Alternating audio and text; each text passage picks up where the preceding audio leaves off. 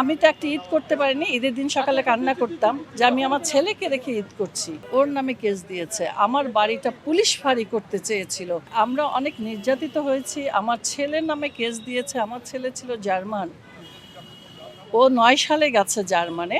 ও যেদিন পরীক্ষা দিচ্ছিল ১৩ সালে জ্বালাও পোড়া মামলায় আমার ছেলের নামে কম্পিউটার সায়েন্স নিয়ে পড়ছে ও ওখানে তখন ওর নামে কেস দিয়েছে। আমার বাড়িটা পুলিশ ফাঁড়ি করতে চেয়েছিল।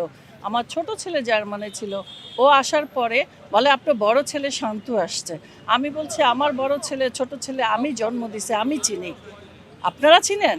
বলে না তাকে ডাকেন। তার মানে যদি আমার ছেলে ওই সময় বাসায় ছিল না, অন্তু। তখন যদি আমি ডাকতাম ওকে, ওকে নিশ্চয়ই ধরে নিয়ে যেত, আরেকটা কেস দিত। তার মানে আমার দুটো ছেলে কেসের আসামি হতো। একটা তো বিদেশে পড়ে আছে, ছিল তখন, এখন আসছে। ফ্যাসিস্ট সরকার যাওয়ার পরে আমার ছেলে কেসটা উঠে গেছে। পার্টি অফিসে গিয়েছিলাম, সালাউদ্দিন সাহেব উঠিয়ে দিয়েছে একদম নিষ্পত্তি যে কোর্ট থেকে। তো এইটা কি নির্যাতিত না? এটা কি আমাদের উপর জুলুম হয়নি? আমার ছেলেটা এত বছর পরে এবার আসলো দেশে, মানে ফ্যাসিস্ট সরকার যাওয়ার পরে। তা আমি মা হিসাবে কেমন ছিলাম? আমি তো একটা ঈদ করতে পারিনি। ঈদের দিন সকালে কান্না করতাম যে আমি আমার ছেলেকে রেখে ঈদ করছি।